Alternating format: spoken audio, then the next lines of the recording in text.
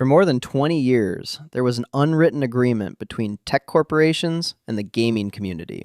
We, the gamers, were the foundation. We built these companies from obscure Silicon Valley startups into global tech titans.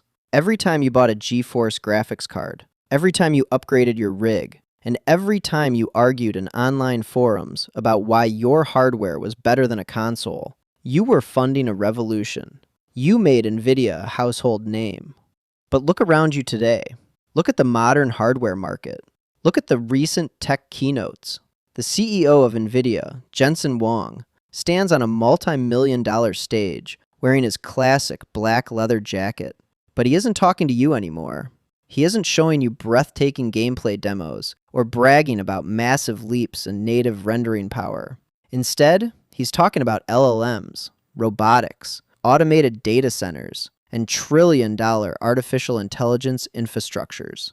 The harsh, painful truth that nobody wants to admit out loud is this: Nvidia just abandoned you. The gaming community has been systematically replaced. We are no longer the target audience. We are no longer the priority. And we are certainly no longer the pride of the company. To the trillion-dollar boardrooms, the average PC gamer has become nothing more than a tiny, annoying footnote, an afterthought. And today, we are going to look at the cold, hard data to prove exactly how big tech sold out its most loyal community for the ultimate hype train of the decade: artificial intelligence. To understand why the PC market feels so broken right now, you don't need to be a computer scientist. You just need to follow the money. Let's look at the absolute destruction of economic logic in the tech industry. For decades, Nvidia's financial lifeblood was the gaming sector. The money they made from selling GTX and RTX cards funded their research and development. But when the artificial intelligence boom exploded, the financial landscape changed overnight. Let's do some basic, brutal math.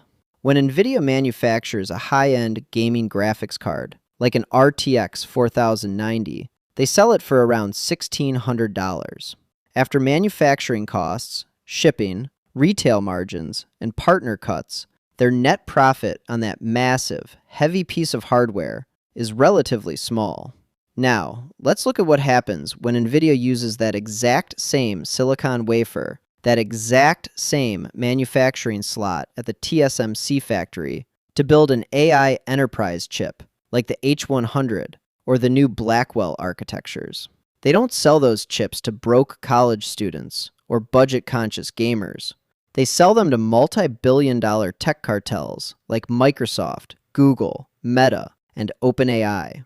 And they don't sell them for $1,600. They sell a single enterprise AI chip for $30,000, $40,000, sometimes $50,000. Think about that for a second. Why on earth would a trillion-dollar corporation waste precious manufacturing space, engineering hours, and factory lines to build a $500 graphics card for you to play video games when they can use that exact same space to print a $30,000 AI cash cow for Wall Street? They wouldn't, and they aren't. The corporate greed has completely broken the gaming ecosystem. Every factory line dedicated to an AI chip is a factory line stolen from an affordable gaming GPU. The gaming market hasn't slowed down because of technical limitations. It has slowed down because Nvidia has deliberately redirected its finest resources to feed the AI monster. We aren't just losing the hardware war. We've been completely priced out of our own hobby because our wallets can't compete with the endless budgets of Silicon Valley AI startups. Because of this massive shift toward artificial intelligence, the way consumer graphics cards are designed has become fundamentally insulting. In the past, gaming GPUs were engineered from the ground up to be gaming beasts. The architecture was optimized for textures, frame rates, and raw rendering power. But today, modern consumer graphics cards are literally built from the leftovers of the AI industry. When a factory prints a massive batch of high-end enterprise chips, not every single chip comes out perfectly. Some chips have defects. Some parts of the silicon fail quality control. In the past, these defective pieces were discarded, but now corporations have realized they can harvest these imperfect, castrated silicon dies, disable the broken sections, slap a GeForce RTX logo on the box, and sell it to you for an inflated price. This is exactly why the lower and mid-tier modern graphics cards feel like such a scam.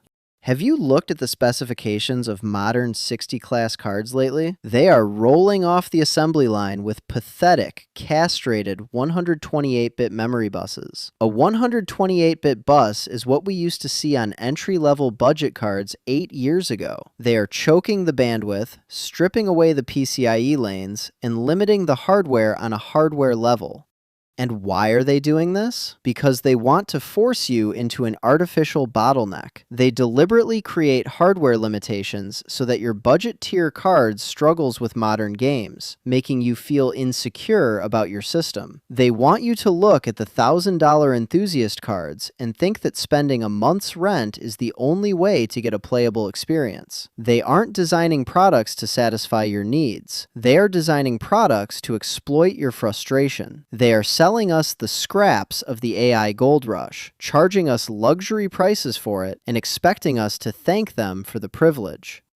Now, let's talk about how they try to hide this lack of hardware innovation. Enter the era of marketing gaslighting. Since they refuse to give us honest hardware breakthroughs, they are using AI software as a smokescreen to cover up their tracks. Every single marketing campaign today is flooded with buzzwords: DLSS3, frame generation, AI upscaling, ray reconstruction. They show you massive, beautiful bar graphs where the performance looks like it's tripling with every generation. But if you read the fine print, you realize the trick. The raw, native performance of the silicon has barely improved. The actual power of the chip is stagnant. What they are actually selling you is a software illusion. Frame generation does not make your graphics card render the game faster. It literally uses an AI algorithm to invent fake, non-existent images and shove them between the real frames. It's a digital band-aid. It's an upscale trick that creates artificial smoothness while introducing noticeable input lag and visual artifacts. And the absolute worst consequence of this trend is how it has completely ruined game optimization. Game developers aren't stupid. They see that Nvidia and AMD are pushing AI upscaling as the default standard. So what did the studios do? They stop optimizing their games. They release unoptimized, broken PC ports that run like absolute garbage. And then they have the audacity to list an AI upscaler as a requirement in the system specs just to hit a basic 60 frames per second. We have allowed corporations to replace true, honest brute force engineering with digital magic tricks. They are forcing us to accept a fake version of high-performance gaming just so they can keep saving money on actual hardware development. We are standing at a massive historical crossroads in the history of personal computing. The corporate giants have made their choice. They have chased the Wall Street hype, they have embraced the AI bubble, and they have left the average PC gamer out in the cold. The era of the gamer-first tech company is officially dead, but this doesn't mean PC gaming has to die with it. In fact, it means the exact opposite. The power has shifted back to us, the community. The resistance against this corporate greed isn't about whining on social media. It's about changing how we spend our money. It's about looking at their shiny new releases, looking at their AI-powered marketing scams, and confidently saying, no thank you. We need to stop buying into the hype cycles. We need to stop rewarding corporations for treating us like secondary citizens. If your current graphics card can still play your favorite games, keep it. If you need an upgrade, look at the booming used market. Find those legendary, honestly engineered cards from a few years ago that were built by real engineers, not by AI marketing departments. Let the tech giants realize that if they won't build for us, we won't buy from them. Let them see their consumer sales drop while they chase their temporary AI bubble. I want to hear from you guys. Look at the state of Nvidia and the PC market today. Do you feel feel betrayed by the companies you supported for over a decade? Are you planning on skipping the next generation of hardware entirely? Let's start a massive conversation down in the comments. Let's show the industry that the PC gaming community is still alive. We are still loud, and we refuse to be priced out of our own hobby. Thank you for the incredible, fast-growing support on this channel. Your comments, your data, and your voices are what make this space real. Don't buy the hype. Expose the marketing. Build for yourself, and I will see you in the next one.